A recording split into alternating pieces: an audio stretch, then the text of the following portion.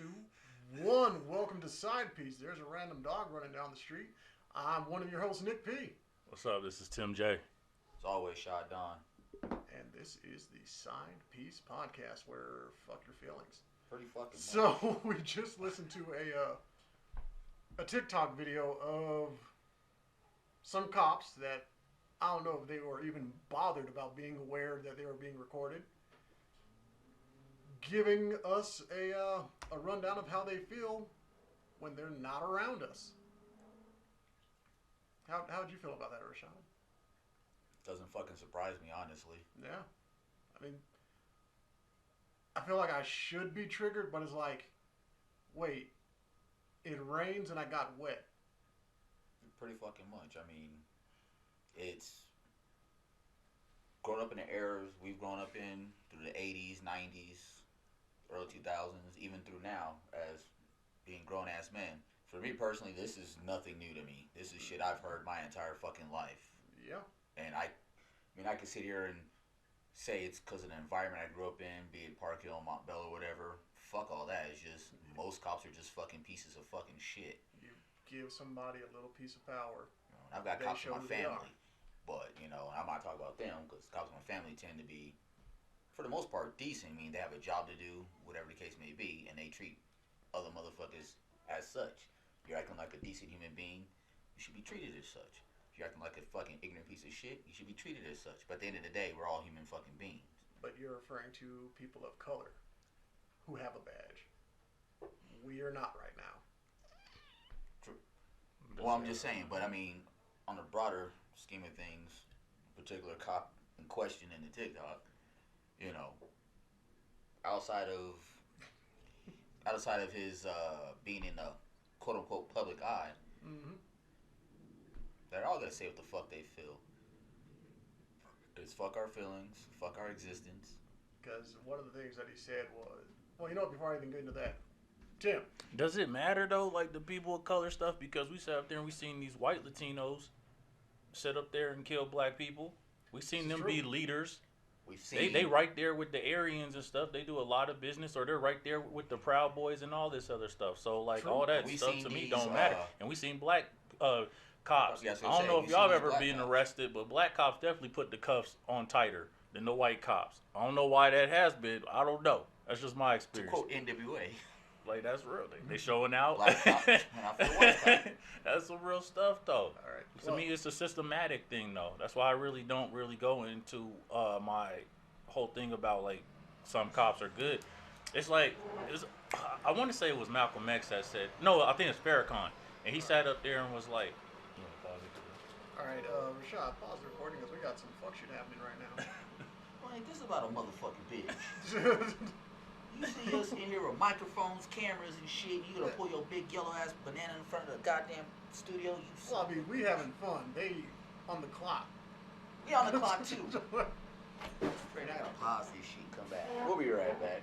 As we go jump the neighborhood asshole. You dirty motherfucker. Actually, I'm not pausing this shit because this dude looks lost as hell. And this is funny. I want him to hit somebody's car. No.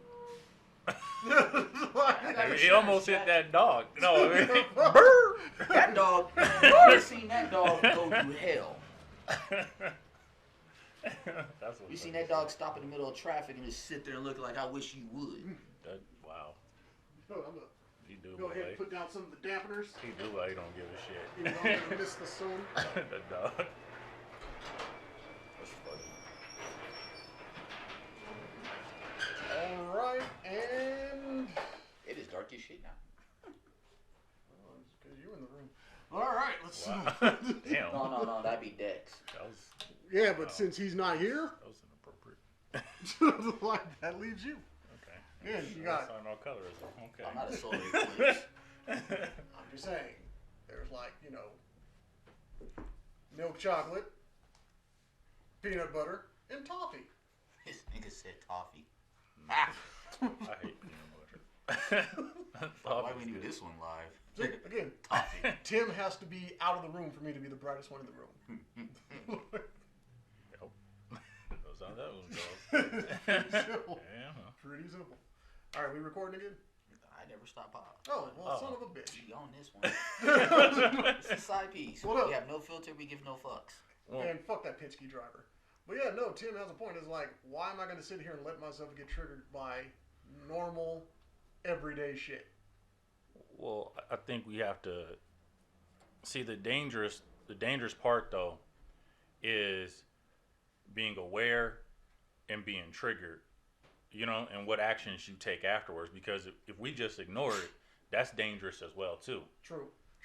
You know, because silence is consent. Well, yeah, it can be, and one reason why we see like other communities, they don't have the same problem that we do because they don't let stuff slide. Like there's consequences if you say something about the gay community, about other, you know what I'm saying? There's gonna be consequences. You can't even mention. Jay-Z got in trouble for saying Jew, and he said that in a complimentary way, saying you got good credit. Good. Hey, don't say nothing. You get what I'm saying? There's consequences. We tend to have our reverence up there and say, hey, go to the African American Museum. You know, maybe take 10 hours of sensitivity training, and it's all good. You believe the clip that we actually had was actually talking about how slavery wasn't that bad. That's what the cop said. Yeah. So you really believe that person that said that is just going to get out of that mindset? Someone say that slavery wasn't that bad. Besides to me, it's funny. So no, you said to me, it's choice. Funny when Uncle it's Ruckus said when the person who said it either has no direct knowledge of how fucked up history was, meaning they were never told or taught or however you want to put it, or because it's not happening now, they think, oh, why are you bitching about it? It's not going on now. We do these people have all these Civil War reenactments and shit like that, right? Which is crazy to me. What if a bunch of black people decided, you know what? Let's put on a slavery reenactment, and we'll have all you white people come and just have a taste of what it was like. I don't know. I just think like a lot of it. I kind of think a lot of it's just they feel like black people should be presented and live in a certain way. Period. And I think when it comes down to it, they hate the fact that black people are actually they're showing our intelligence and we're not just restricted to being slaves. That and put in that certain class. That's what I really think. So I do believe they're aware of all this stuff. I do believe white people know our history probably better than we do, especially in this country. So to be like for a lot of these people to sit up there and plead ignorance, I think is kind of bullshit because it seems every year we keep having the same conversations over and over again. And videos keep happening over and over again. But I think it's kind of our fault. Because we don't handle it right. Like, we don't punish them for doing it. I think sometimes you have to have negative consequences to, like, that's why you get spanked if you do something wrong as a kid, or you get put in timeout, or you go to jail if you mess up and break the law or whatever. Or if you mess up, you steal somebody's stuff or whatever, like ideas or something, you might get sued. You get what I'm saying? There's a consequence, for your actions. Black people would just say, hey, pray we forgive you. You know what? Or, hey, sit down, let's talk about it. How many times are we going to keep talking and telling you the same shit? You know what? I bet you'll, that's what with the cops. That's just going to keep happening until them motherfuckers go to jail for 30 years or whatever for killing somebody. Which, at that point, we have to find a way to get rid of these goddamn unions when it comes to police officers. I think that's the first goddamn step. Are they the most powerful union in this country? Honestly, I think the first fucking step is, it should take longer than 6 fucking months to get a badge and a goddamn gun. I think it's a fucking job, and just like any job, you should be able to get fired from it for doing a bad job.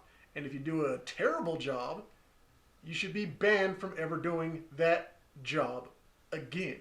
Yeah, you shouldn't be transferred to shit. But like, it's a system, man. Like, and like you see with the cop in Minnesota, the Somalian cop. And that was actually a sketchy thing because you could see how when he killed that white woman, you can kind of see how that could have been an accident or whatever. But and he sat there and he got punished, and that mess didn't take that long. His ass, that trial was speed. They arrested him, charged him, put him off, put his ass in prison real fast. Same thing with the down in Louisiana with that cop when the cop accidentally killed the little white boy because the white dad was driving crazy and there's a bunch of crazy stuff and the cop shot in the car and accidentally killed the boy or whatever. His ass is doing 20-some years, whatever. But see, when white people do this shit, cops, all of a sudden, we don't know, we don't see nothing. We need to investigate for about a year. Maybe did this. Yeah, it's something different. You know what I'm saying? How fucking insane is the idea that if Tim robs somebody, I have to be the one to investigate if he did something wrong? How the fuck, internal affairs or not, they're the same goddamn thing. Right. Your friends investigating friends. This is true. Period. No doubt. And then none of that shit is shared with the public? So there's no checks and balances at all. It's not supposed to be. This is how this country, see, this is what we got to understand. This is how this country was, like, built. And, I mean, I feel you with your point as far as, like, with training and stuff goes. But, see, here's the thing, though. You sit up there and you have CEOs and all these people that went to colleges and doctors and all the stuff that have all the education in the world. They put time in, right? They still racist with their policies. You get what I'm saying? Like in 06 when the FBI came out with it and said, yes, white supremacist groups have infiltrated law enforcement. Their mindset is not going to change because they went for 2 years and learned how to shoot properly. Because look out, you know what I'm saying? They whoops. I mean, when CU Boulder did a study, was it last year? No, I think it was 19. And that's out there, all races of cops. They did a virtual thing or whatever, where you use your gun or whatever. The most dangerous person was always a black male of any race. Of course. Oh, yeah, I remember that. So, I mean. And it's so stupid to think, like, well, now that they're on this side of it, it's like, no. If your friend works at Burger King, he's going to tell you all the little coupon codes to get free or super discounted shit. It's the same thing with your friends. If they get into law enforcement, they're going to tell all their friends how to sidestep some shit, how to get away with everything, what to say, what to wear. No, that's real. Like, you remember, like, even some of the scenes on The Wire. Remember when that shit happened with the dude, Plespolisky or whatever? I butchered the name. I apologize. The Wire. But, but yeah. And it was, you know, and he shot the officer outside the Chinese place and stuff. And they was walking him through how to do it and stuff. Like, I mean, this is what happened. It's fucking nuts. It's. Are you troubled? No, it's just when they say defund the police, people say, well, the police don't have any money. They're like, no, you really don't know what the fuck defund the police means. If they're getting $7 million for psychological goddamn like not provisions, but providing psychological help to people, they don't do that shit. Take that $7 million away from them, put it towards the schools. They still get everything that they need to do their job. Put it towards minus something that they don't put it actually towards provide. Housing, job training.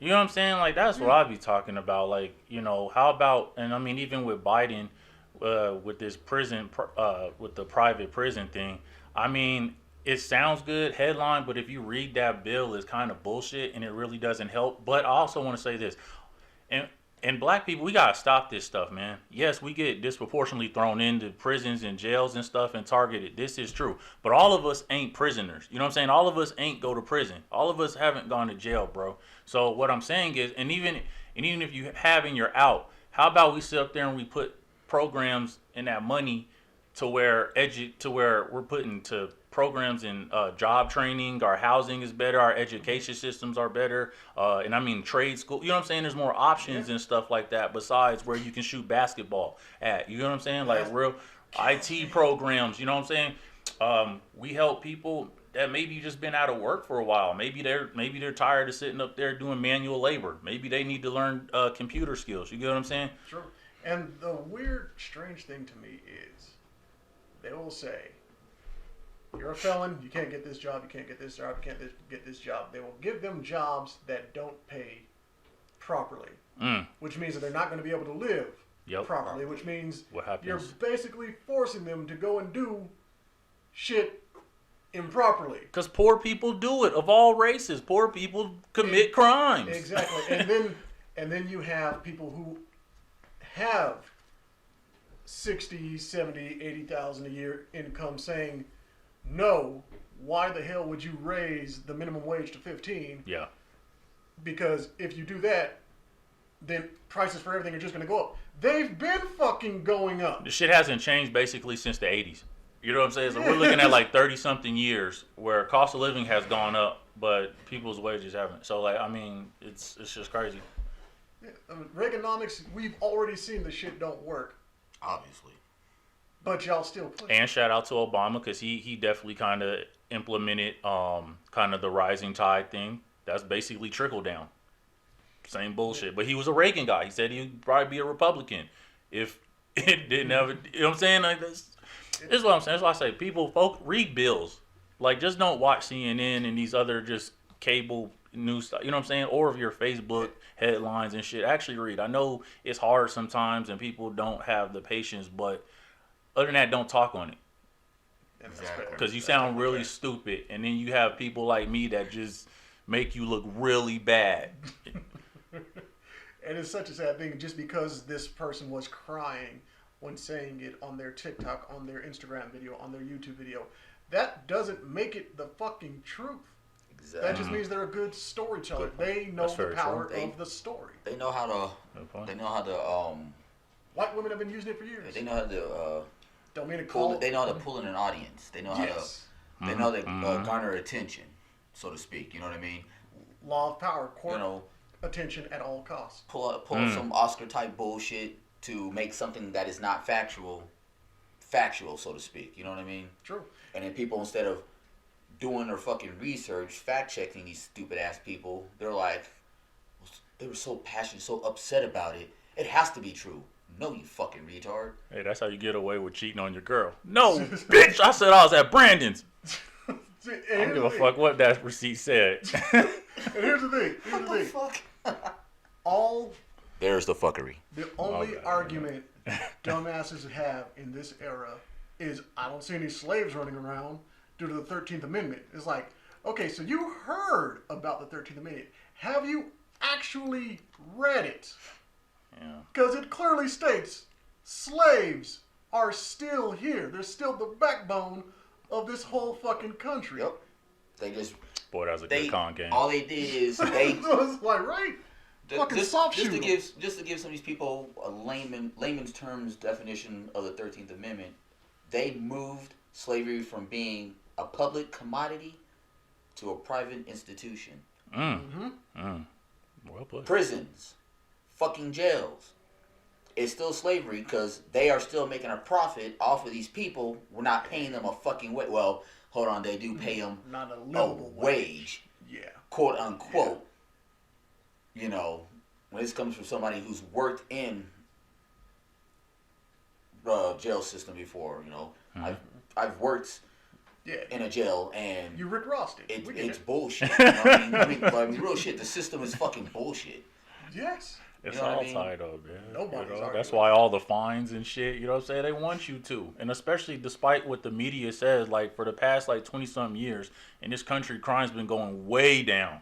So that's why it's going to be very interesting to see coming out of this pandemic how like they start enforcing like the laws. You know what I'm saying? And how strict they get. Like you they said last year, DUI arrests and shit in Colorado, I think it was up like 40-some% or whatever. Marijuana, you know what I'm saying? So they really might start enforcing more traffic tickets, more stop areas. You know what I'm saying? Which means there are going to be more run-ins with police officers and people of color. Because we're not rare out here in Colorado. We aren't? We're not. We're not rare? We're really not. I thought we was like knocking on California's level. Shit. Well, you know what? This is depressing. Politics is depressing. Police depress people. Let's talk about something happy. Let's talk about R&B groups fighting each other. Ha! Let's fucking do it. Oh no! Let's talk about somebody with a baby curl, baby hair, like somebody. Yeah, no doubt. That always makes me smile. So some dude with full pouty lips and a goddamn S curl, just throwing hands with another dude with pouty fucking lips and an S curl. And the crazy thing is, these dudes are in like mad good shape because they have to have that sex appeal. So it's just like a bunch of dudes like slapping six packs and shit. Baby oil everywhere. Slapping six pack. I'm sorry, but it's like we've all seen gay dudes fight. That is some vicious ass like Nat Geo type shit. Them motherfuckers go ape shit. Man, blood I've seen it and first. scratches everywhere. Nah, if you get one of them dudes' hood with it, it's a straight up beat down. I have seen whacker straight fights in my life, and I've seen calm gay fights. Them motherfuckers is vicious. R&B artists, I don't think throw hands like that. R&B artists, they look like fucking drunken Disney on ice. Nah, Trey Songs got hands. Yeah, just when he whooped that dude's ass, like I was telling you off camera in 2007, when he whooped that dude's ass when he jumped off the stage in the club or whatever, he was performing and something happened and he was just like, something bitch nigga, he said some shit, and next thing you know, I don't know if it's still up, but he's out there, he jumped in the stage and was like, yo. But was it more vicious than Miguel's leg drop? This is why we no, there was no finisher involved. He just punched him. He just punched him.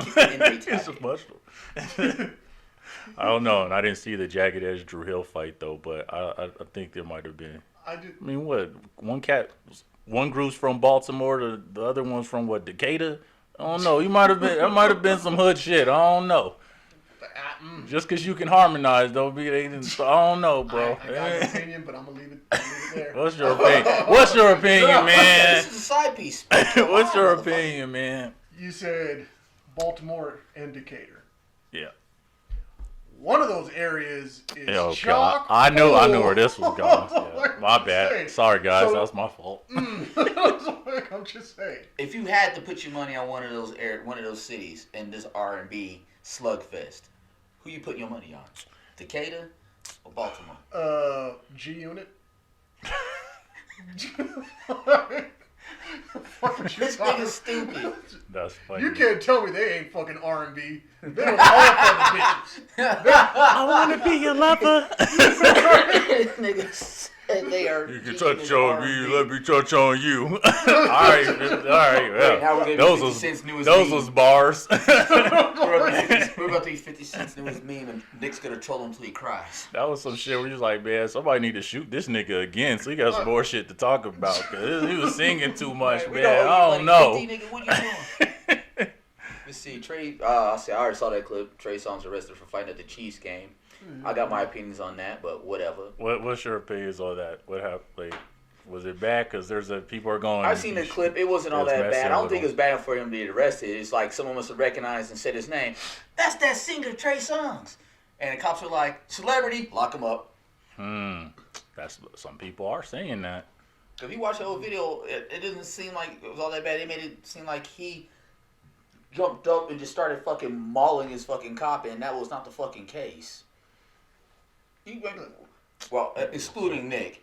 What? Like, I mean, because you're not a big sports fan. Like, I've been to football games, you know, high school, college football games. I've been to a couple of professional football games, and I've seen where fights break out where super fans want to fight another super fan, and it gets way the fuck out of control. You know what I mean?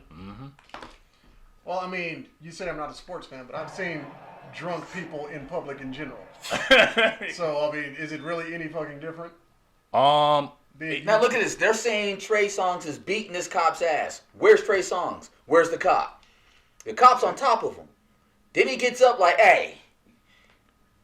But the way everybody was talking about it, that he was beating the living shit out of this cop. I mean, if we're going for a blow-by-blow, Trey basically has him in your normal fucking guillotine right now. Yeah, like, all right. That's not ass beating. He's holding like, all right, you need to stop. That's a calm the fuck down before you catch these hands. Yeah, that is what you do to your boy or some shit, or your little hey, little nigga. And if you look at Trey Song's mugshot, that nigga's got that smirk on his face like, and? Oh, he did. That ain't his first mugshot. He said, look, this mugshot said like, go ahead, take this picture because my bail's already been posted.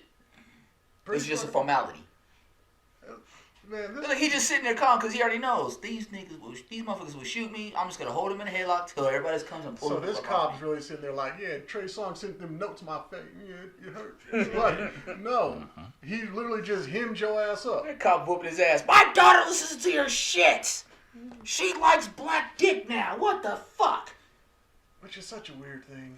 Such a fucking weird thing. Why is that a weird thing? Because they act like racism is always just the one-sided thing, but isn't it kind of racist to fetishize us?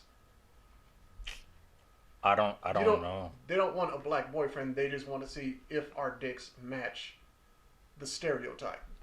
Right there. That's why we need that new thing. So I mean, ding ding ding ding. Have always like Nick made a point. Like, I'm just saying, there's more than one side to this shit.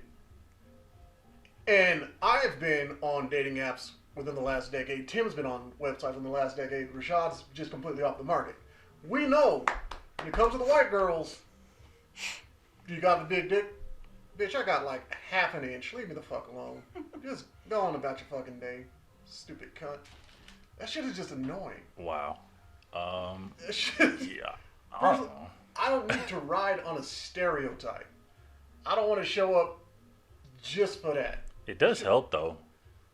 I don't need that help. Wait, yeah, hold on. How's it just help? Because if you are riding that wave and you show up and you disappoint, you're kind of fucking up for the rest of the niggas. Well, I mean, but no, the last black guy I had, his dick was small. I'm sorry. Hey, whoa, bitch! You weren't dealing with the mandingo. You were dealing with the dingo. But then you have to ask, like, how many black guys have you been dealing with, and why have you just been dealing with them and not having relationships with them?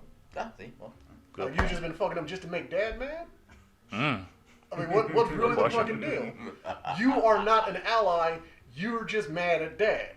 So the ones that only be like, I only date black dudes. That is highly sus to me. You are fetishizing us. Yep. So, I date women. So if you only date white girls, is that a problem too? I would say that is still you fetishizing them. Okay. Are you dating the white girl just to make mom mad? What? Or just not dating like if you're a black dude. If that's the reason. So if that's the reason you're dating a particular race is just to make your parents mad, your family, whatever, then I agree with your statement. Yeah. But like you said, you date women. You know, in my situation, I feel that I date women. I just so happen to always had strong relationships in my adult life with white women.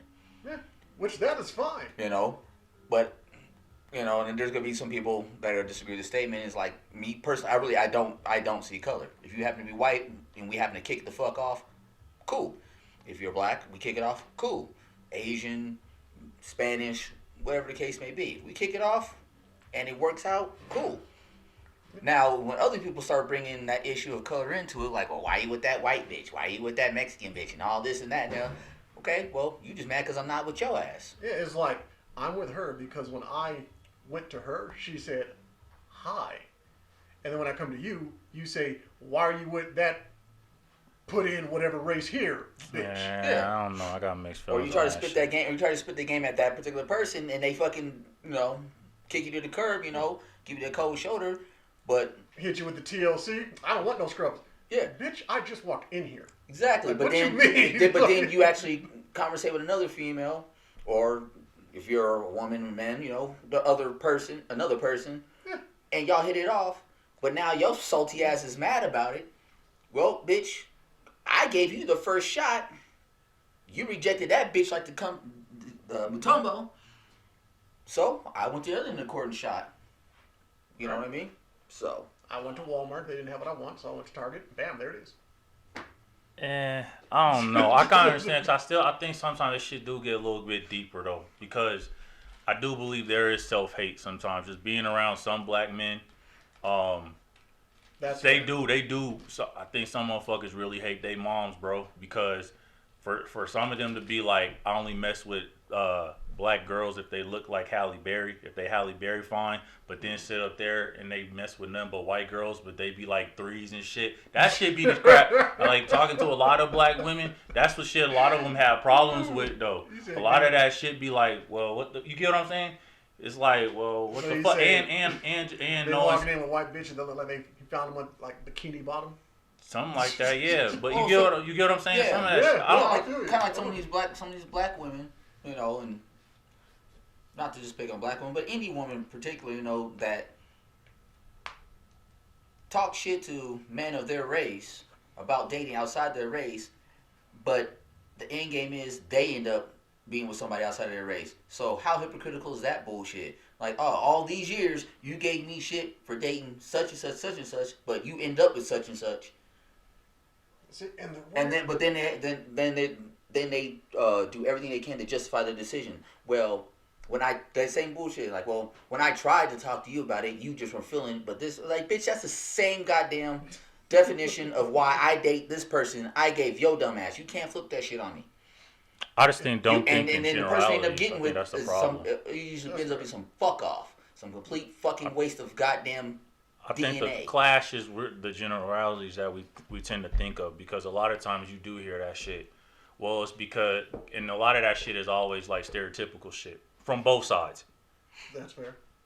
You know what I'm saying? Because to be very honest with all this shit, I know way more good black dudes than I do not shit black dudes. And the same goes for black women or whatever when it comes to that shit. That goes for people in general. I generally believe in this society, there's more good people than pieces of shit people.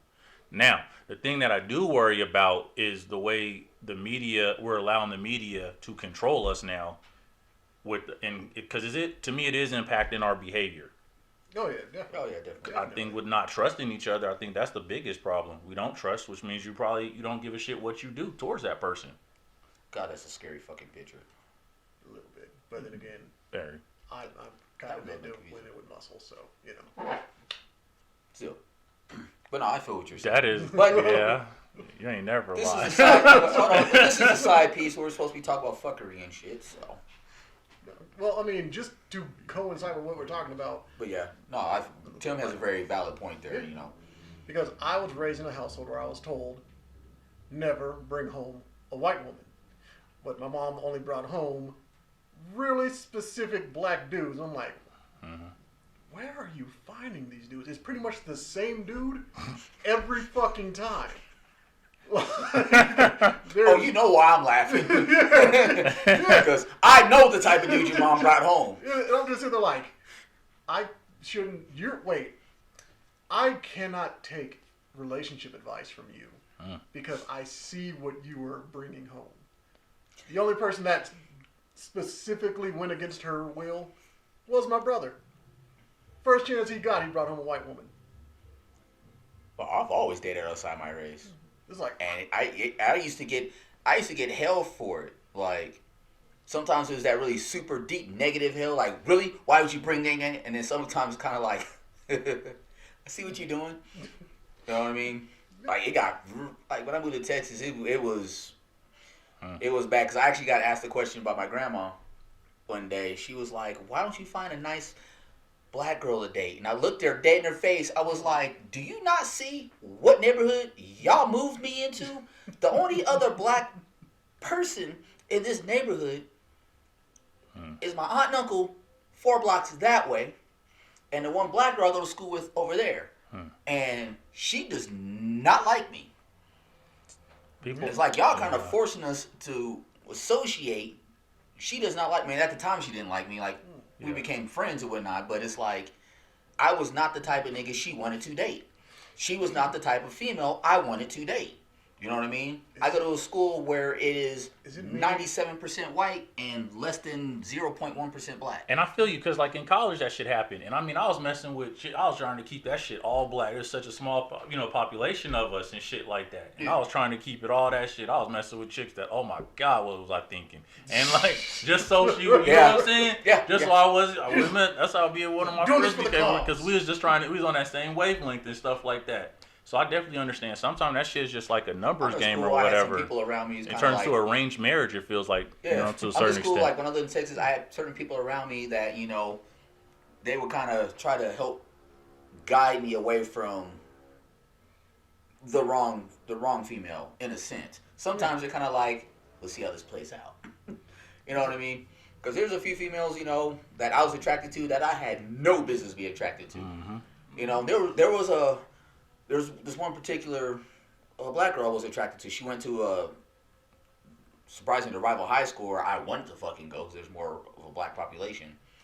And we hit it off pretty cool. We hung out a few times, and just as I thought, you know what, I might shoot my shot with this female, you know what I'm saying? And then she did something that was like, goddamn. It was like we all a bunch of us all got together, go down to Galveston to kick it and whatnot. Okay. And I'm thinking, cool. And there's actually a nice even number of minorities to white kids. So it was kind of like, all right, this is going to balance the fuck out. We get down there, everything's cool, is popping off. And, we in high school, we're drinking, whatever, acting stupid. Having a good time. And, high school boys, it's testosterone. There's going to be some words exchanged. So we all getting to fight, whatever. Tell me why this bitch. This bitch, you. And I'm gonna use that phrase just like that. This bitch here. So these white boys decide it's cool to start calling us out our names. Just a bunch of different racial slurs. For the most part, we're kind of letting it go like, all right, y'all walk down that way before y'all don't want these problems. And they kept pushing the issue, so it got to the point to where are we either gonna keep letting these motherfuckers act this way, or are we gonna do something about it? We chose to do something about it. We woke up today and chose violence. And this is what pissed me off. She chose to try to defend them and what the fuck they were saying and how they were acting. Like, just let it go. And it's like, how are you not fucking offended? Like, some of this shit's kind of like, all right, whatever, haha. You saying that shit because you way the fuck over there. But when they got like within arm's reach and were saying it like we weren't gonna do nothing because they quote unquote outnumbered us, it's like they outnumbered us. It's kind of like, we will fuck all y'all up. Win or lose, some of y'all are getting hurt. And she went to defend it, and that's one of the things. It's kind of like you kind of saying about the self-hate thing. It's kind of like, this is why you're single, because you're fucking stupid. Well, because I've heard like dudes literally be like, no, I don't date black girls, and he'd be like, why don't you date black girls? And this was a young kid. You know what I'm saying? That's only like 19, 20 years old, and it has a baby with a Hispanic woman. But my point is, it's like, well, why don't you date black girls? And his answer was, because they're ghetto. Ghetto superstar. So, and the thing is, though, his baby mom, she is alright, whatever. When I met her, she's cool. But at the same time, no, I'm straight. Okay. But she wasn't exactly the most sophisticated motherfucker on the planet either. So, that'd be you know what I'm saying? But he also doesn't get along with his mom. So that's the reason why I say self-hate specific with that shit. You don't have a good relationship with your mom, kind of drives you to deal with or date a certain type of female. So you internalize that and put that shit on the whole race because his mom ain't shit. And I mean, I ain't gonna whatever. She whatever. The point is the way she didn't raise me, so shit. So I ain't speaking on it. That's his relationship with her. But you get what I'm saying? I do wonder about that shit though, because I had I used to always make a joke, about why I didn't date black women, and now that I'm older, I see how the joke is fucked up, but it's still funny to me. So haha. That's the key to race jokes though. They gotta be funny. But it has to sometimes. But I mean, funny. All this is true as well. But I mean, it's like I still get that question: why are you with the white woman? Why are you with the white woman? It's like, why not? She loves me, I love her. Goes beyond just because we have kids together and all that bullshit. I could roll over every morning, look at her, and not be offended, disgusted, whatever. I could roll over and genuinely be happy. You know what I'm saying? And there's some motherfuckers that they'll get in relationships to roll over and look at their spouse and be like, "Bitch, why are you still alive? Yes. Why are you still here? Fucking move the fuck on." Fuck. I mean, if you take the race equation out of it, but I mean, if it's a race thing and people are harping on why you dating outside your race, let them deal with that shit. Because they're internalizing something and they're just trying to reflect it onto you. See, and here's the thing. I made a claim which made me sound a lot like Young Bird, aka Hitmaker, because you remember a few years back, he was like, "I don't date dark butts." Or Kodak Black. I'm already black. Remember that? So I made a comment. That nigga like the hood rat fucked the Muppet. Anyways, right. Go ahead. Yes. No, actually, he looks like the textbook definition of what's it called, a pickaninny. Yes. Google pickaninny. That's exactly what the fuck he looks like. About that. Plaits and all. Yeah. But anyway, no. I said. Pardon. All right, my bad. I said I normally don't date dark-skinned women, and that is true. Because here's how I operate. I hang out with you. We fuck. I hang out with you some more. I decide if this is going to be just smash partners or relationship. Normally the dark-skinned girls have some generational animosity towards the way that we do things. And when I say we, I mean me. I am not the kind, courteous person at all times. My opinions differ on things. And the more you rally for something that I'm against, the more I'm going to rally against you. And when I was doing that with dark-skinned women, they would start going ad hominem with the arguments. It's no longer about the subject. Now they're directly insulting me, which at that point, I don't need this. Now, the one that got past that, everything was fine. There was no, during the whole damn near decade-long relationship I had with this one, there was never really any dark-skinned girls need to be protected. She was just, I'm me, fuck y'all. And I was cool with that. Respect it. After which, the girls that I got with afterwards, you would say that I have a type, which that's fair based on who I actually dated, who I actually gave the girlfriend title to. Yeah. They were mixed. And nobody rallies for a dark-skinned girl that they don't even fucking know like a light-skinned girl or a mixed girl. And that shit is weird to me. Like, we're sitting there watching some TV show, the topic comes up like, yeah, dark-skinned girls, they're always called like unbeautiful. I'm like, you sure about that? Yeah. Because in my everyday circle, my everyday life, that ain't true. Maybe on like the internet, sure, but not in my everyday day. Professionally, bro, it's just out in the real world. Yeah, like, and this is the thing, 'cause I get into it with a girl all the time with that shit. Because she's like, well, I don't see it. And I'm like, okay. Because we was talking about some shit this morning about like that or whatever, about like black babies or whatever. And I'm like, dude, you live in Colorado. You know what I'm saying? With the population is so fucked up. But if you sit up there and you leave, I mean, it's still damn near 80% a black baby is gonna have 2 black parents. You know what I'm saying? Like in this country, it's still damn near 80%. It's like 70s, some whatever. Bottom line is, black people still find a way to find each other.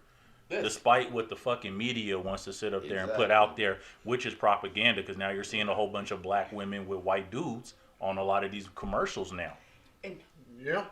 So I got 2 good comments. One back to saying, you always saying people, black women are beautiful, this, whatever. I've seen every shade, every race, and everybody's got some ugly motherfuckers. So, fuck yeah. So let's just light skin. There's a lot of light skin motherfuckers that be getting away with shit. Right now. Not everybody is fucking beautiful. Not everybody's fucking fine. Exactly. Let's put it out there. Most Christian women are fucking god awful ugly. Thank you. On another note, God has to love them. I don't know. Sometimes he might be questioning like, they know where to go to get love. Some days he'd be like, man, I had an off day. No, but then like you were saying, don't tell me you never ran out of ingredients in the middle and had to substitute some shit. Exactly. All right, so I had to put some tarantula in a bitch. But then like you were saying, sometimes you see a black woman with a white guy, whatever, to go back to that whole self-hate, whatever. It's, why is it, and I guess I am going to single out a black woman on this one, not my intention, but it's a fact. You'll see a black woman be quick to, why are you with this white bitch? Why you date white bitches? But when you see a black woman, specifically a dark-skinned black woman with a white guy, we can't say shit. And if we say shit, we, once again, are called everything under the goddamn sun.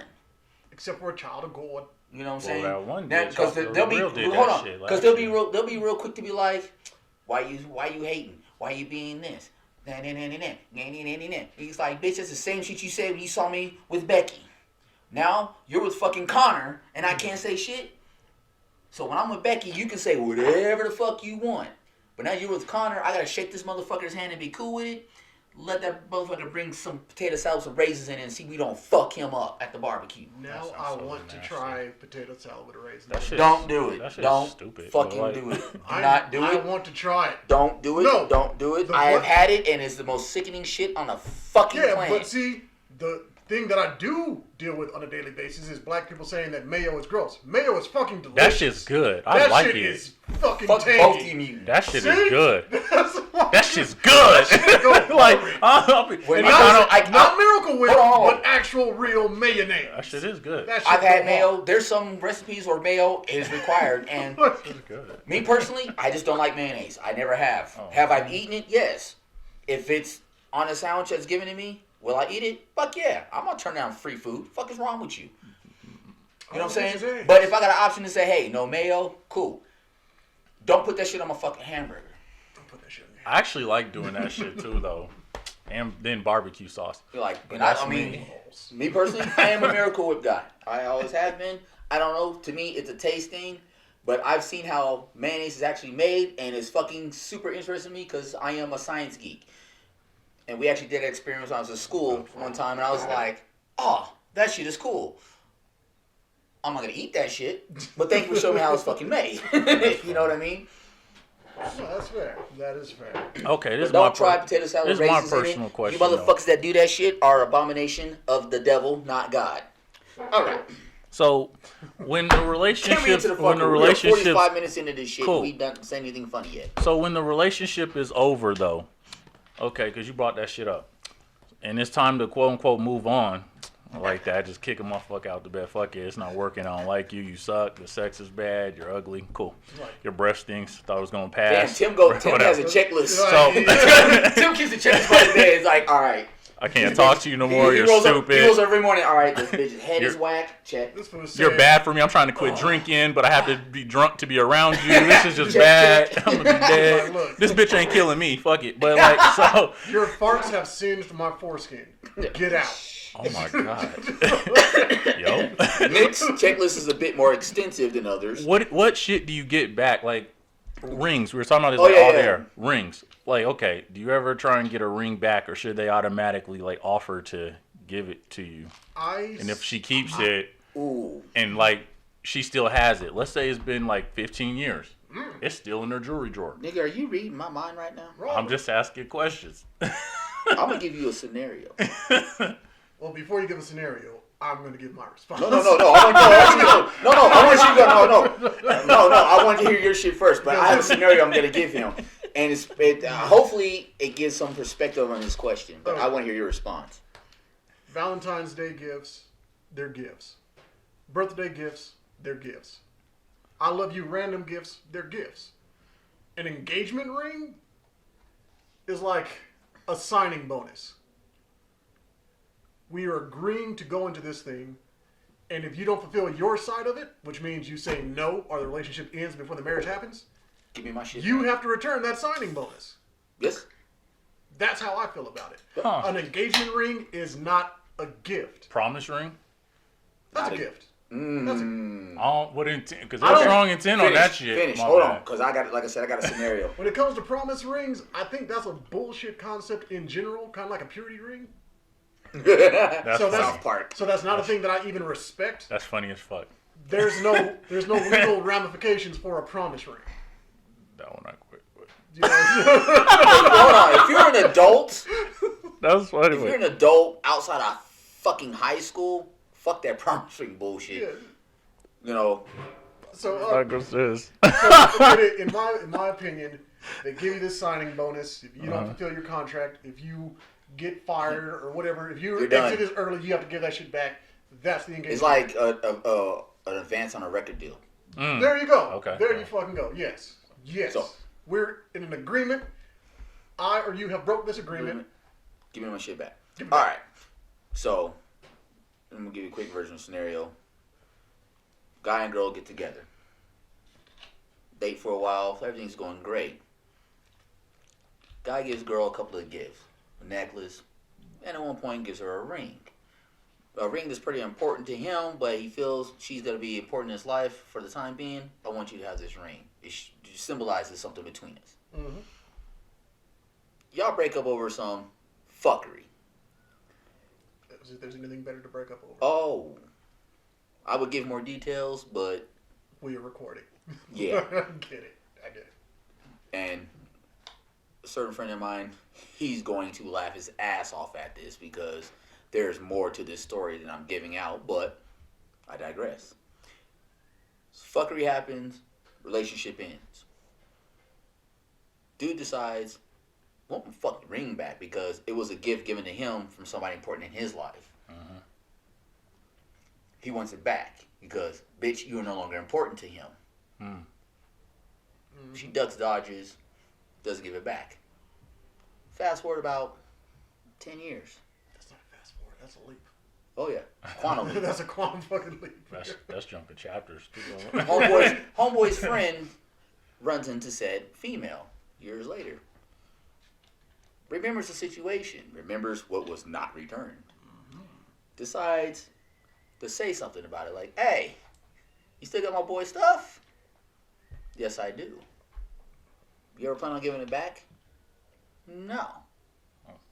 So said friend decides to remind a girl of what type of friend he is and decides to take his Jack in the Box taco meal and make her wear it.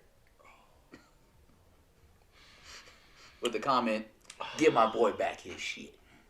But that's not the way to do it. If he was smart about it, he'd have been like, you know what, I'm actually kind of feeling you. Let's go back to your place and smash. And as soon as she's in there cleaning shit off, you going through drawers, you going through fucking medicine cabinets, you getting that shit. This is the thing. Said homeboy was not very fond of old girl in the first fucking place. You gotta play the long game. I ain't say smash. I ain't say smash. You just make her think you about to smash. And you're like, damn girl, you smell a little bit tangy. How about you go in there and you wash that shit off for me so I can go all the It's one of those situations. You ever date a girl, but you have a homeboy, and these two on no levels connect. Like Tim will tell you yes. They can't be friends. Like if they're in the same room, they will talk to everybody except each other. If they're put in a situation to where they have to speak to each other, there is nothing said. It's just a stare. Like, yeah, this is how this was. So here's a quick question, because a lot of times these women, I'm finding out, will keep the jewelry of their ex-boyfriends. So when you get in a relationship with a woman, should you be like, hey, bitch, get rid of all your jewelry? Or just chalk it up? Like, fuck it, I don't... Because realistically, they probably didn't get that shit all from their family. As long as I don't have no bullshit backstory about it, or there's no... They don't tell you about it, it's just a fucking ear. It's just some earrings, or it's just a ring. It's like, you know what I'm saying? But like, if it's like a super important ring, like that was given to him with a lot of shit behind it, some feelings or whatever, don't wear that motherfucker around me. You know what I'm saying? There you go. Real shit. If you want to hold on to it, it's got sentimental value to you. Fine. Fuck it. Whatever. I don't want to see that motherfucker. No. You know what I'm saying? But if you start wearing it and start reminiscing and shit, we're gonna have problems. There's going to be I don't want to say a conversation. There's going to be a discussion. I have left abroad mid-stroke for that shit. Okay. And that's real. I walked out on a female altogether before anything popped off because she started explaining a piece of jewelry like I gave no fucks about, and then said the phrase, God, I miss him. Then why the fuck am I here? I see. It was kind of like that. Something like that was said beforehand. But I'm like, yeah, that's nothing. I'm just here to smash. But I've reached that level where it's, your mind trails off while you're in the middle of it, So I'm like, she's talked about this like fucking bracelet that her fiance that died had, and I'm like, yeah, what's that got to do with me smacking them cheeks? That has nothing to do with it. But as I'm in there, I'm like, damn, I'm like holding your wrist down. I'm holding your bracelet. Damn, he died? Yeah. And she's just walking around with the shit, and I'm like, nah, I can't even fucking do this. I can't. So it was like a scene from Ghost? Wow. No, nobody dragged me into the sewer. Okay, the death. Okay, I'm just saying, like, that's what I just said. Okay, hold on. The death thing, that to me, the death thing gives me a different perspective. I agree. But I am more important to me in that moment. And if I can't even get mine, this nigga's selfish. If I can't even get mine, I'm giving you my stroke. Yeah, I kind of do that different. I can't take this stroke back. No, that's again. I'm not mad about how selfish I am because I'm me. I have to deal with my decisions. And if I can't even get my mind off of what she said while I'm smanging it, The fuck is going to happen? What's going to happen while we're sitting there watching a romantic movie? What's going to happen while we're sitting there during dinner? I got to write that down. You know? I already can't stop thinking about it while I'm already achieving what I'm here for. Schmanging it. Yeah. We're putting that on a shirt. You heard it here first. Yeah, schmanging it. Yeah, to me, I think it only really concerned me if the dude was alive. Yeah. No, in my opinion, that means somebody will always be more important, more significant than I am because I can never live up to the height of this person that is no longer here to fuck up. But no, I can't even put a but to that. I see where you're going with that. But at the same time, depending on the how do I put this? The depth of the relationship, how deep the relationship is, you know. You always got to remember, once you're in adulthood, there was motherfuckers before you, one way or another. So there's always going to be, be man or woman, there's always going to be something sentimental from each relationship. You know what I'm saying? Be good or bad, you know. And we're all guilty of it one way or another. It's like, damn, man, that was good, but I remember this one bitch, she used to do this thing with her leg. I just say don't talk about that. You know what I mean? I don't say shit. But if it's not brought up, it's one of those quiet as kept. Shit, my girl still be like, "Ooh, I like that hat." That is like, man. But I mean, but if why don't you wear that hat? That was a good hat, brought up, bitch. You don't know where I got that shit from. Now, like Tim was saying, if the motherfucker's still alive and they keep bringing it up, that's a motherfucking problem. See? Now, if they're dead and they bring it up, like they bring it up once, like okay, whatever. But if they've been dead for a while and they keep bringing the same shit up. It's kind of I honestly I feel it would get monotonous. It would get really fucking annoying. You know what I mean? Especially if it's something you're doing that doesn't live up to what they did. Because then it's kind of like, why are you putting me in this competitive position with somebody that is not here? See, and I'm just gonna trail off a little bit with that because my rule always stands. Yes, give somebody flowers while they're alive, so they can appreciate them. However, if these compliments are either a past ex or somebody that they see keep coming up, keep repeating, I'm going to take that as that's what you want, I'm going to let you have that. It's not a jealousy thing, it's just I don't want to keep hearing you cheer on another dude. Be it a dude that you're never going to meet, be it a dude that you did meet. So celebrity shit? Yeah, if you keep... Yeah. Don't go to L.A., nigga. That's just a different feeling, man. That's fine. I mean, if you keep big upping this person in my presence, and I've already told you that ain't cool with me, then clearly you're trying to tell me you can go. So I will go. Yeah. See, I kind of think the death thing might be an easier thing because they life tapped out at that point. That shit stopped. You can still keep moving up with your shit. If a nigga's still alive, hey, that nigga can come up and win the lottery, man, and like swoop back through, bro. I'm just saying. Yeah, but see, that's the thing. So, I don't know. But that's the thing. You know, that nigga ain't coming back dead. Obviously. I'm not a sports fan, but I'm pretty sure I am correct when I say the Bulls, Michael Jordan, is better than the Wizards, Michael Jordan. Am I right? Fuck yeah. Yeah. That's what you can. That's what you can be in her life. The Bulls, Michael Jordan is better than the White Sox, Michael Jordan. I'm just saying. That's funny as fuck. I'm just saying. You have the ability to ascend, plateau. But you live long enough to see yourself descend. Well, there's like some people, like some people, you know, you ascend, you fucking plateau. But that nigga didn't really do shit, man. You could be like, man, what's this nigga's resume? Cool, got that guy. Nigga, I beat that shit when I was 18, man. We good. What you still? I'm just saying, she'll get over that shit. I don't think you gave that shit enough time, man. I think you should have kept pumping.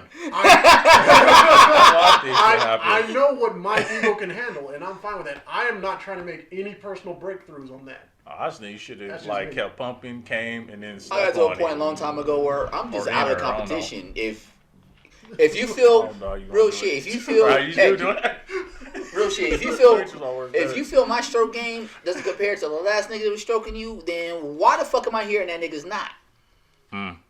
Period. Okay. Don't sit there and complain. Well, my man used to do this. My ex used to do this. Well, why is a nigga your ex, and why the fuck am I here? Okay, I'm out here for a competition. Bitch, this is not an audition. I think that's tacky bringing up like exes though, like that. Real you know what I'm saying? Unless it's like relevant. Unless it's relevant. Yeah, real talk. Like that, I agree with that. Or it's like relevant to the conversation. If you fucking up consistently, it's kind of weird.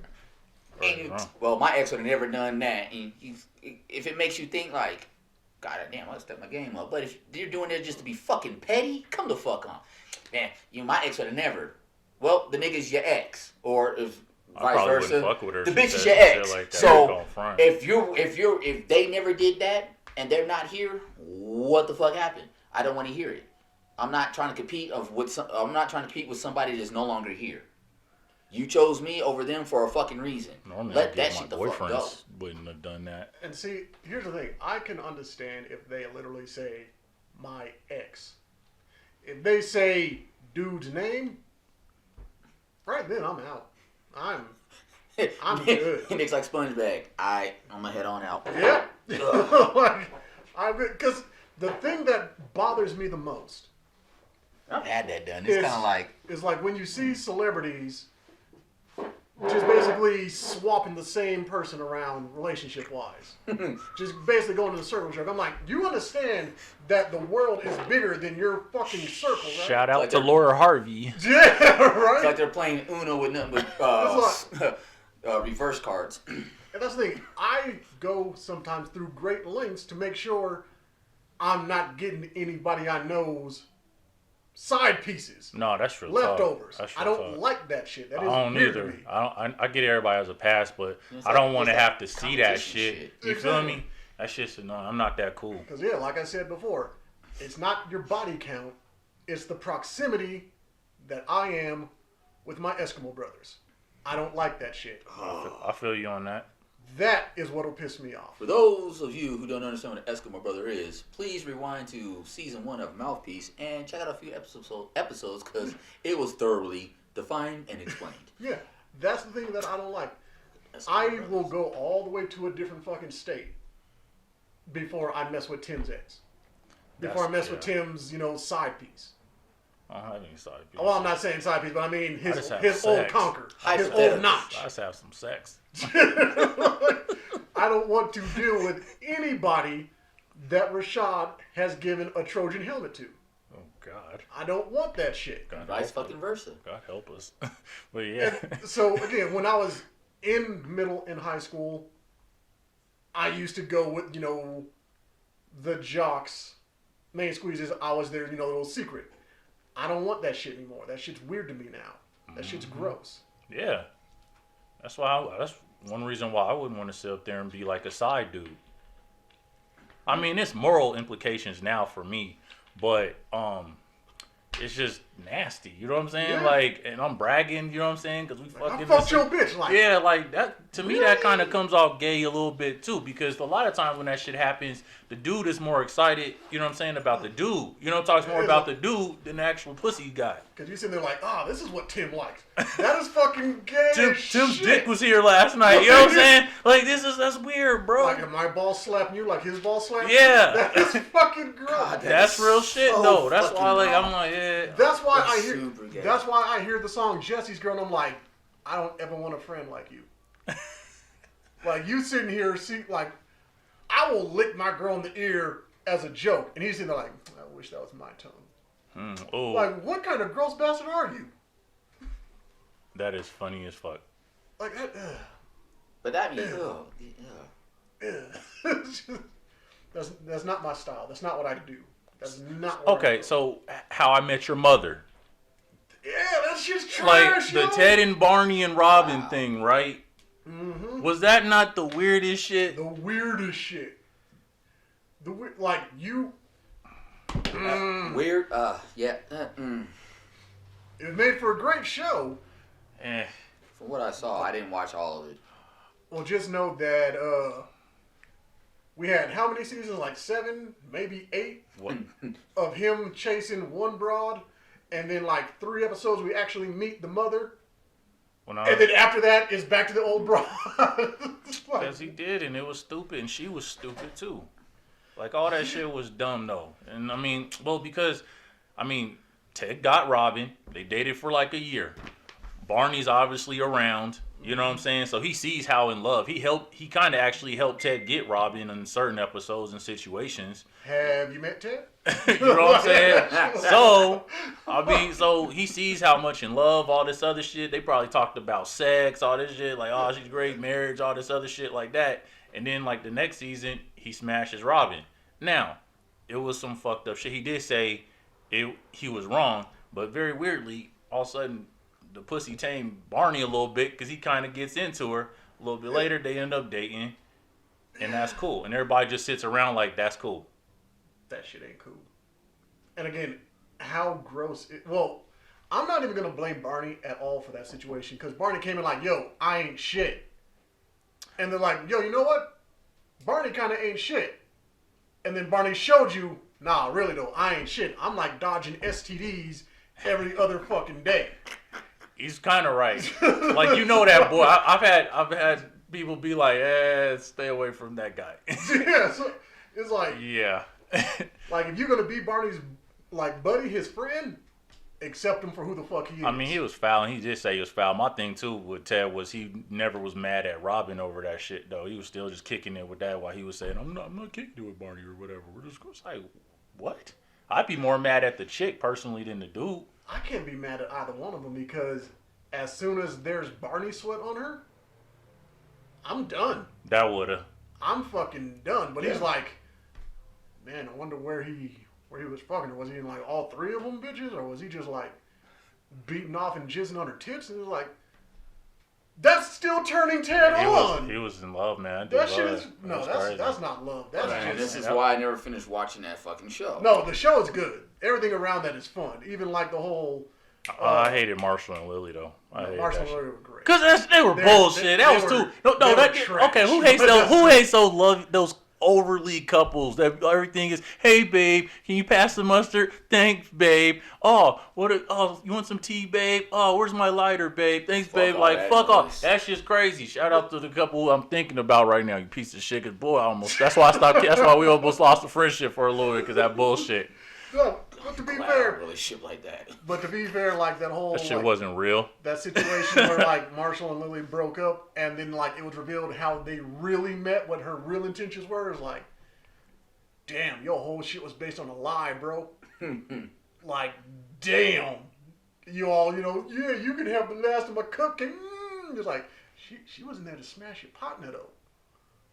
Like, dude.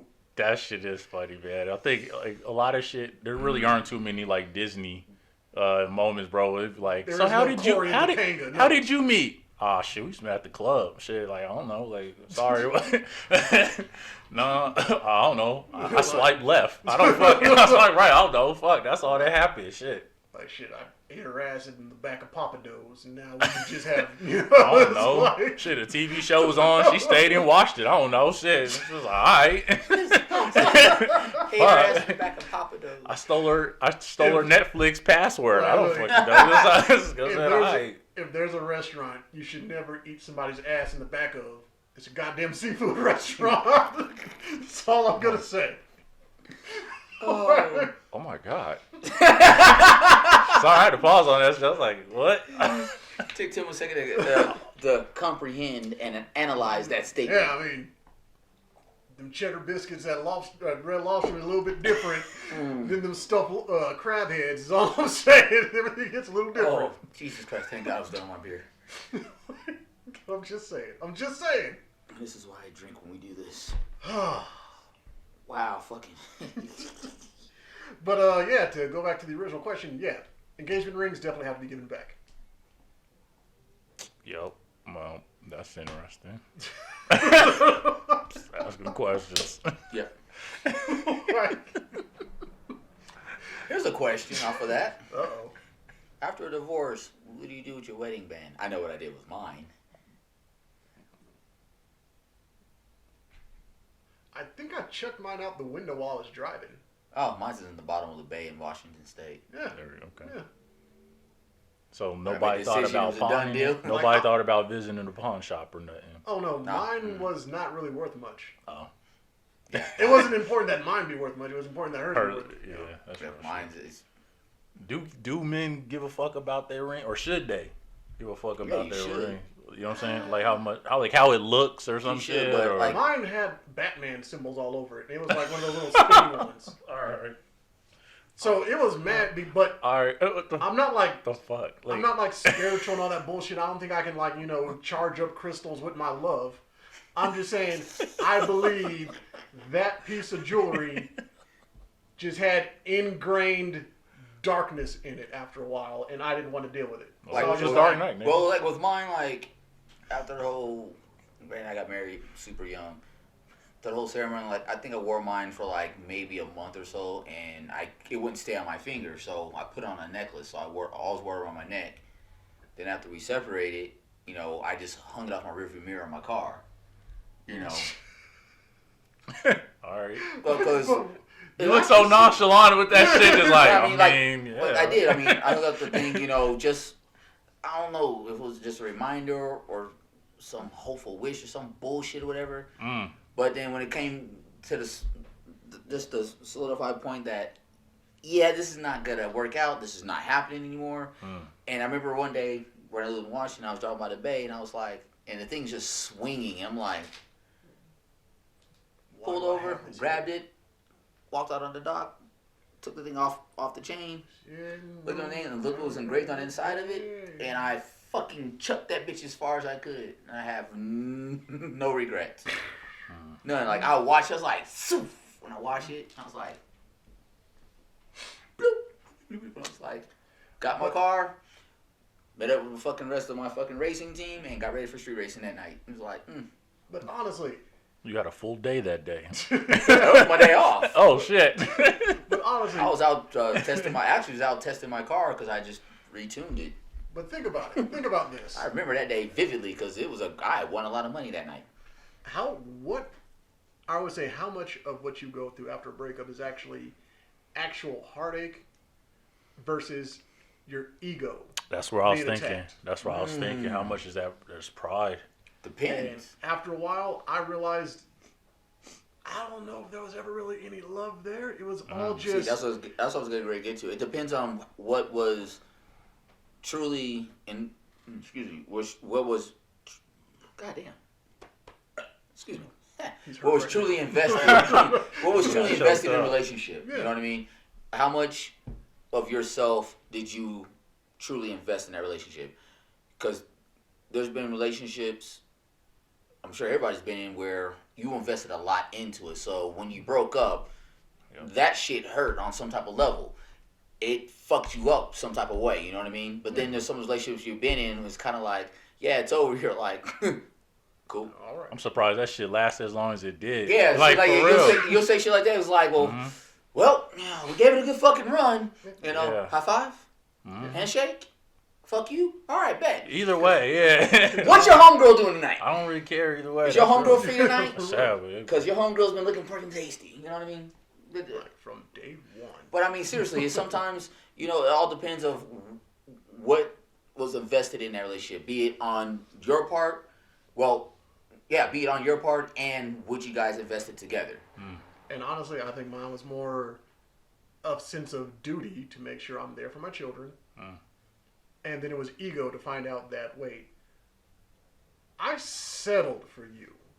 And you are the one that you on me?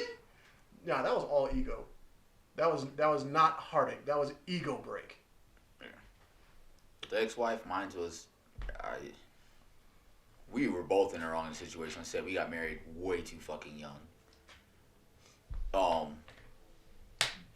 lot of it is like I swallowed my ego because not only did I become a husband, I also became a father. So I had to set my ego the fuck aside.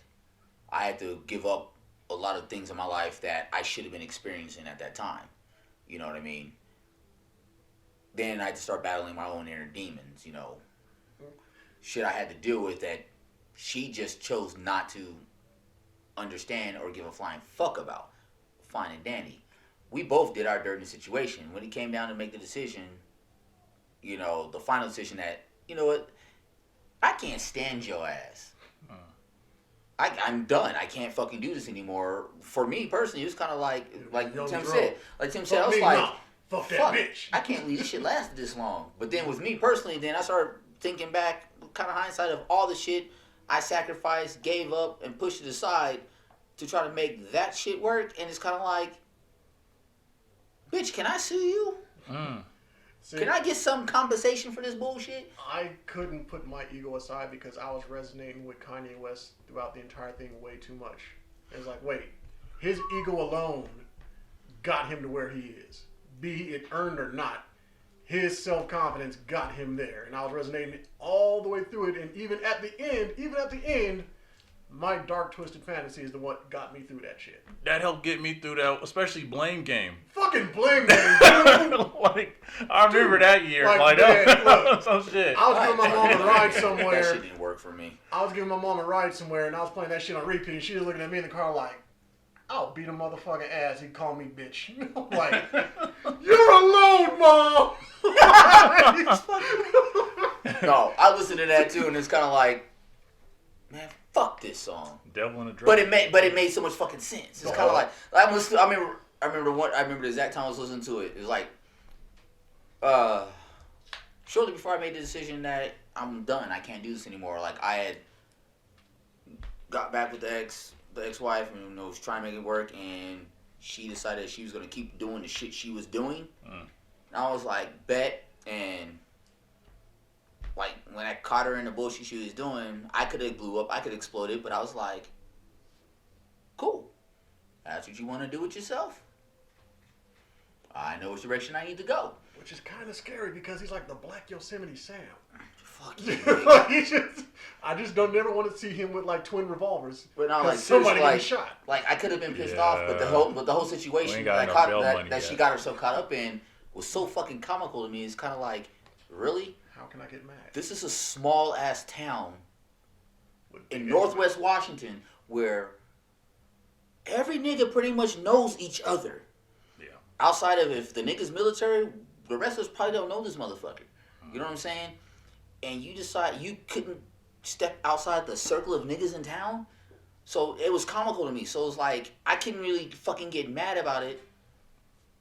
It was a fucked up situation. I couldn't really get mad about it. But then I remember one day I was driving, listening to that fucking song. I was actually on my way to the place we shared to go pick up a bunch of my shit and to pick up my car. And to have my car towed so I could replace the transmission I blew up. And I was listening to that song, and for a moment listening to that song, I actually got fucking enraged. Like, I was mad as fuck. And then... At the Kanye?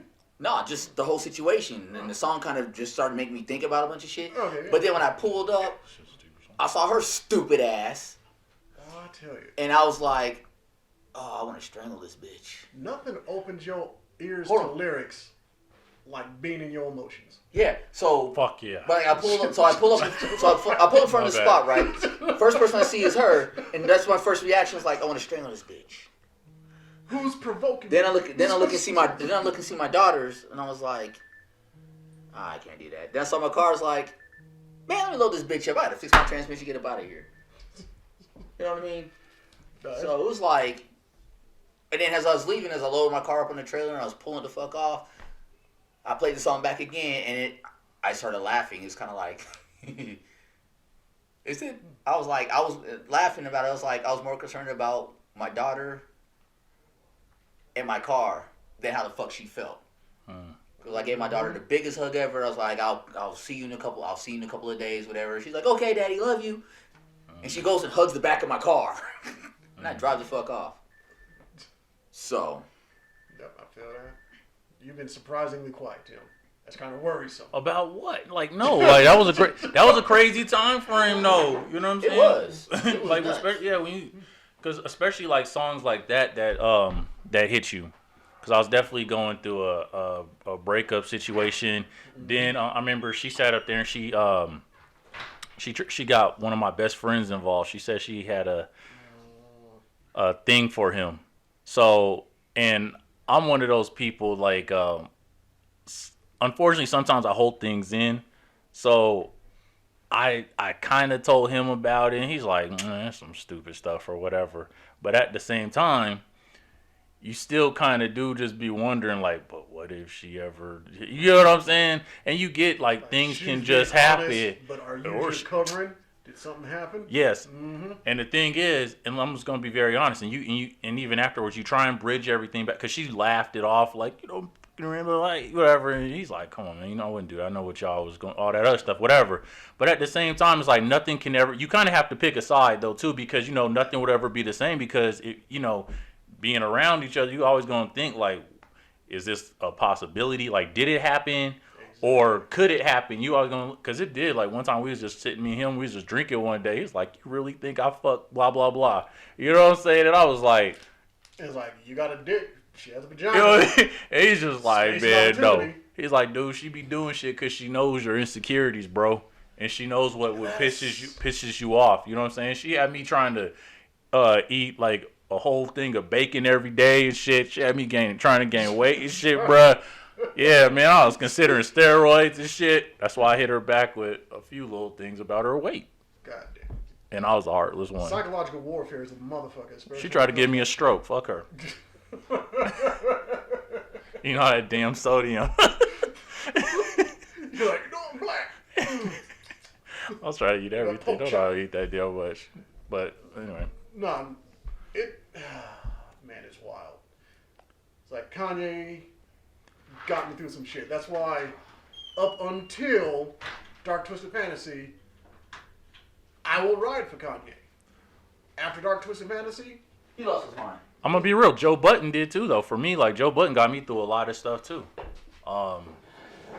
Breakups too. Surprisingly, I'm an R&B guy, so Joe Budden has breakups is a lot of R&B music for me. No, but not the way Joe Budden explains it. Yeah, because he puts it in such like a real perspective, because he hits like the insecurities that you feel, because you just gonna naturally think certain things, without you feeling like a pussy. Because sometimes, man, I try to sit up there. I went through that like whole little like R&B stuff, and sometimes I was like, man, Brian McKnight, no, I feel too vulnerable with this. Brian McKnight and shit like that with me, like. I grew up with my dad doing music and everything, so that's all I heard. And a lot of that shit, it just resonates with me. So best breakup group to listen to. Ooh. I like Jagged Edge. I'm gonna be real. I think Jagged Edge has a lot of good like variety of breakup best songs. Group or just best R&B song period. Oh, that's difficult. That is difficult. If you want to do because then you got to go situational. You know what I'm saying? Okay. Because if it's mutual, if you're gonna go or you cheated, got caught, you left, or you cheated, if you're gonna go group, I'm gonna have to go with Jodeci. I didn't fuck with R&B really while I was going through the breakups. Well, I would have to say break up because that's the only one that really affected me. Everything else I was like, I guess that's over. Yeah. Damn, I'm like a pansy. I didn't went through shit. I should have been more into that Keisha Cole Ashanti battle. As far as in my adult life. Nah, most of the music I listen to was like that happy-go-lucky, that she's gone type of shit. After I was done with Kanye, I heard that Trey Songs, worst pain that I ever had. I was like, yeah, I get Trey Songs go in too. I ain't gonna front some of them. You do. Trey has some hits. And definitely. Then I had to fish at the bottom of the barrel when I was going through my healing phase and put on some Amon. Ooh. I don't want you back. See, I'm gonna be real. Like, I really don't like those songs. Like when I go through a breakup, I really don't like to hear that shit. I did because what he was saying resonated with me. People were all like, "Nah, we've been together for years." That don't mean a goddamn thing. People live with cancer for years. You know it's not good for them? Yeah. Fucking cancer. No, that's true. You cut cancer out. You don't keep cancer around because of buds. How does Nick always seem to justify what he's saying, but make it sound so fucked up? It makes sense, though. Where people be like, when you said that shit, my first thought was like, half my thought was like, well, the nigga's got a point. But since I was like, damn, nigga, you can say that some other fucking way so it doesn't sound so goddamn callous. But I mean, it's a point. Be that way. But I mean, but real shit. I mean, like with breakups, sometimes some breakups are bad, some breakups are okay. Some breakups are fucking nuclear. You know, where either person takes it way too hard, or they both take it way too hard, or you know what I mean. And I understand traumatic bonding. Even though you know what traumatic bonding is, doesn't mean that it's easy to beat. Doesn't mean it's easy to get over. But that doesn't mean that you can just sit there and just, freebase all fucking day with each other and ruin each other's lives. No, I tried that shit. Not freebase. I mean, like, just sitting there. Like, let me clarify this shit. Who can't have shit on me? Like, freebase. I remember that. What was that year? Nah, but like, I remember that bitch. But anyway, yeah, I remember that shit though. Like, you really just can't stop your life. Like, I mean, to me, everybody has different ways. Whether it's anger songs, whether it's working out, whether maybe it is just sitting up there just crying. I don't know. Yeah. But I think I cried a lot. Working a bunch of hours. I don't know. Working 2 jobs or whatever. Writing. But to me, whatever you should do, though, don't just stop living. I think you should keep trying to progress. That's just my opinion when it comes to breakups. It's almost like... I just have sex with a lot of women. That kind of did help me to rebound a little bit. I'm not going to lie. You can't get rid of a habit. I broke up with you this have bitch. to replace a habit. So if told me I couldn't be friends with her. So yeah, I would say my habit that I replaced, or that I replaced for something, was going to the gym. And yeah, that got me. I think the one bad breakup I had is actually before my first marriage. I dove heavily into.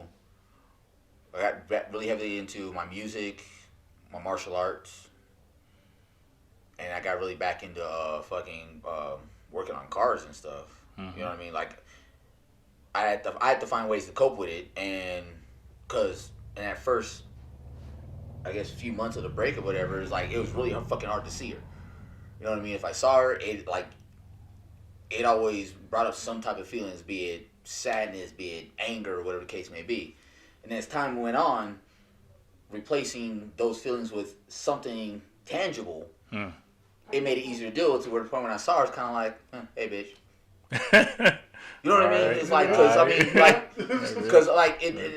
and granted, it was well. Actually, I was right out of high school when we were still kind of dating, but I had invested so much into it. You know, I was more invested into it than she was at the time. You know, like, it went from she was super invested into it, I was kind of like, I'm getting ready to graduate, so did that shit hurt? I'm planning college and shit, and then it kind of we're on the same wavelengths. Like, okay, yada yada yada, and then it's like I was so super invested in it, and she wasn't so much anymore. It's kind of like, so when it happened, like, yeah, I could admit I was fucking devastated, and I was mad, I was angry, I fucking hated myself. Like, what did I do? This, that, and the other one, and in reality, it was nothing I fucking did. You know what I mean? He basically needed Linkin Park at that point, but they were not in existence yet. No, I listened to it during that time. I listened to a lot of Marilyn Manson. The Cure. Fuck was the other band? Sex Pistols. A lot of shit like that. I listen to all sorts of music. Wow. The angrier the music, the more content I felt. Like I said, I listened to Lifehouse and shit at that point. But at the same time, like, when I had those anger moments, I listened to dark shit. But when I got in those really sad moments, then I started listening to, the Brian McKnights, the old school Stevie Wonder, Freddie Jackson, shit like that. You know what I mean? That shit hits you. I'm gonna say. Temptation. But then, like I said, once I dove back into my martial arts, my weight training, training for track to get ready for college and all that bullshit, I found something else to keep my mind off of that fuckery. Like I said, every time I saw her, it got easier and easier to the point, like, I think the last time I saw this bitch, we would still call her a bitch because that's what she still is to this day. Good. Fucking, It's like, that's growth. Good. Like, I ran into her in a restaurant me and my friends always hung at, and walked in, and she happened to be there. Talking about the Sistine Chapel. Fuck you, dude. But no, like, walked in, and I happened to see her. Like, my homeboy saw her first, and was like, yo, dude, there she is. I was like, okay, so fucking what? You gonna talk to her? Fuck no. Man, we here to eat. Fuck that bitch. Sat down, she comes over and said something to me, and I was like, what's up? Hey, is your cousin still single? stupid as fuck. Oh, I was fucked up. So I'm gonna say this. I mean, I think my next show, we should all come up with our depression soundtracks and share them. But to close this out, got a bit of a question for you. Who said depression soundtracks? There will be no alcohol in that show. So here's a question that I would like to ask.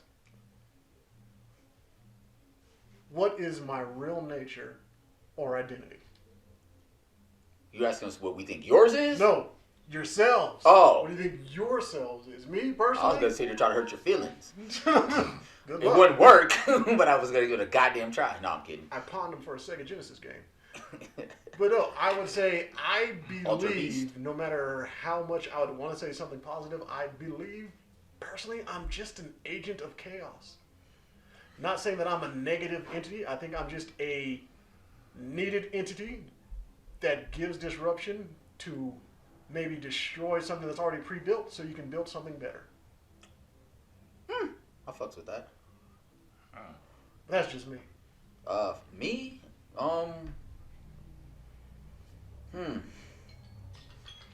That's a how tough to question. how to verbalize that? See, it's hard to say because if you try to say that your main purpose of the real you is an athlete, well, then what happens if you injure yourself and you can't be an athlete anymore? Then what exactly are you? I think the real me, real purpose of me, of my being, I guess.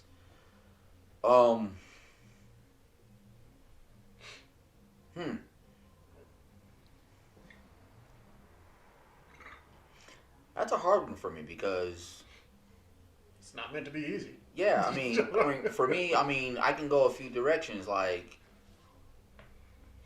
in some aspects, I always try to be that person that's always there for others. But at the same time, I don't want to be. If that makes sense. You know, it's like there's people that are in need, and you know it, but you're like, I don't want to fuck with it. You know what I mean? So you're basically Rorschach from The Watchmen. You know that you're there, what you're doing helps people, but that doesn't necessarily mean you're going to keep putting your neck on the line for them. At this point in time in my life, yeah. That's good. I like that. I mean, honestly, it makes fucking sense. I mean, you're going to put your neck out for people so many fucking times before you're tired of getting hit in the neck. You know what I mean? Eventually you'll get lopped off. Exactly. You know what I mean? So, yeah, I mean, I guess to answer the question fully is to be there for others, but As counsel, not a henchman. yeah, but I mean to be there for others, but within reason. Fair. What about you, Timothy? Just good-hearted nature. I really do believe that. I think that's why sometimes bad things have happened because my intent, or I've allowed maybe people to get too close because of being there. And I am a very sensitive person, so when things happen, I sometimes react in a manner that may not exactly be the best way, but a lot of it comes from a loving place or a good place. That's fair. Well, with that, we got through being a bunch of sensitive bitches for the last 30 seconds. I, sir, am a Scot. No, I'll be a bitch today. Okay. My ego ain't that inflated. I can take it. Alright, so with that, this has been Sidepiece. I'm your host, Shad Don.